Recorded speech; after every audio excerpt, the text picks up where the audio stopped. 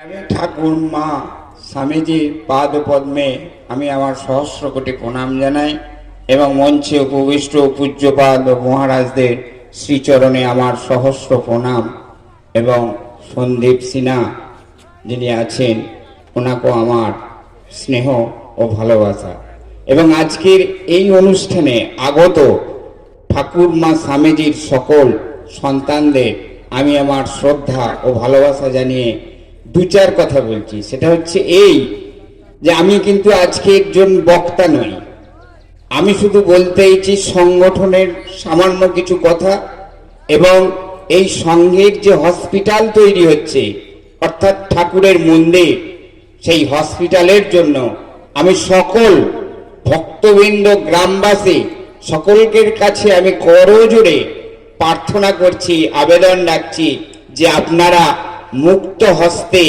মানুষের কল্যাণের জন্য অর্থাৎ ভগবানের সেবার জন্য, মানুষরূপী ভগবানের সেবার জন্য আপনারা মুক্ত হস্তে সেই মন্দির ও হসপিটালের জন্য আপনারা অর্থ সাহায্য করুন, এটা আমার আবেদন। এবং সেই সঙ্গে আমি সাংগঠনিক দুটো চারটে কথা বলছি, যেটা হচ্ছে এই সংঘের সঙ্গে আমরা যারা যুক্ত এবং যারা আজকে আমরা এই এখানে ঠাকুর মা স্বামীজির আদর্শের কথা এবং ভাবের কথা শুনতে এসেছি, আমাদের কিন্তু কিছু কর্তব্য থাকে। সেই কর্তব্যটা হচ্ছে এই যে আমরা আমাদের প্রত্যেকটা নিজ নিজ বাড়িতে যেন রামকৃষ্ণ মঠ ও মিশন তৈরি করতে পারি।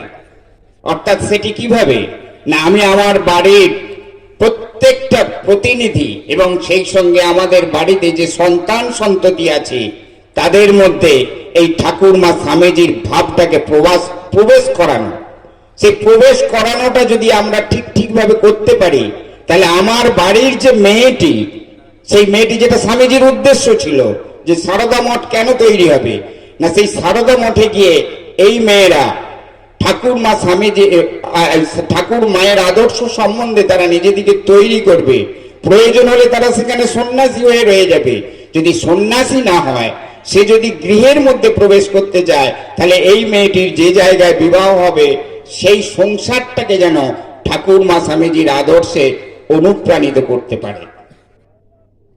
আমি এটা প্র্যাকটিক্যাল আমার কিছু ঘটনা, যেহেতু বহুদিন সংগঠনের সঙ্গে যুক্ত আছি, আমি আমার বাড়ির মেয়েদের এবং পার্শ্ববর্তী মেয়েদের এবং অন্যান্য জায়গাতেও মায়েদের মধ্যে এই কথাটা বলায় আমার কাছে কিন্তু বিশেষ করে ঠাকুর মা স্বামীজির জন্মতিথির পরে কিছু কিছু ফোন আসে বা আমিও ফোন করে জানতে চাই যে তোমার ছেলেটি আজকে কি করেছে। একজন মা কালকে আমাকে রাত্রিরে ফোন করছে, সে বলছে তার বাচ্চাটির বয়স হচ্ছে 4.5 বছর। সে বলছে আমার ছেলেটি আজকে সকালে উঠে বলছে মা আজকে জানো তো 12ই জানুয়ারি স্বামীজির জন্মদিবস। বলছে তাহলে বাবা কি করতে হবে? বললে আমি একটু ধ্যান করব। সে 5 মিনিট ধ্যান করেছে এবং তারপর সে স্বদেশ মন্ত্র পাঠ করেছে এবং 2টি স্বামীজির বাণী মুখস্থ করেছে। এইরকম কয়েকটি ফোন এসেছে এবং আমি কোনো কোনো জায়গায় ফোন করে জেনেছি। আমার বক্তব্য হচ্ছে এই যে আমরা আমাদের সন্তান সন্ততিকে চেষ্টা করব যে জায়গায় তাদের সঙ্গে আত্মীয়তা করব সেই বাড়িগুলো যেন অবশ্যই রামকৃষ্ণ মঠ মিশনে পরিণত হয়।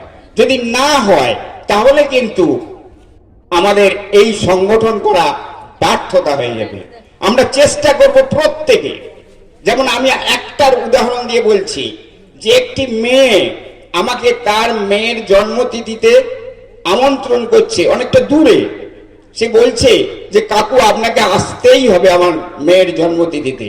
আমি বললাম তোমার মেয়ের বয়স কত? বললে এই 2য় শ্রেণীতে পড়ছে, আমি জন্মতিথি পালন করবো, আসতে হবে। আমি কত টাকা তুমি খরচা করবে? বললে আমি প্রায় 1.5 লাখ টাকার মতো আমার খরচা হয়ে যাবে, আমার যা অতিথি আছে এবং যা মেনু আছে। আমি বললাম তুমি ওইখান থেকে 1% টাকা, যেহেতু তুমি ঠাকুর মা স্বামীজির মন্ত্রে দীক্ষিত এবং আদর্শ, তোমার মেয়েও আমি শুনেছি যে সে ঠাকুর মা স্বামীজি সম্বন্ধে অনেক কিছু জানতে চায়, তুমি ওখান থেকে 1% টাকা বের করে পূজার সময়, এটা পূজার আগে হচ্ছে, তুমি কিছু গ্রামের দরিদ্র ছেলে মেয়েদের মধ্যে কিছু জামা কাপড় কিনে দেবে এবং তাদেরকে একটু পেট পুড়ে ওই দিন খাওয়াবে ভালো করে।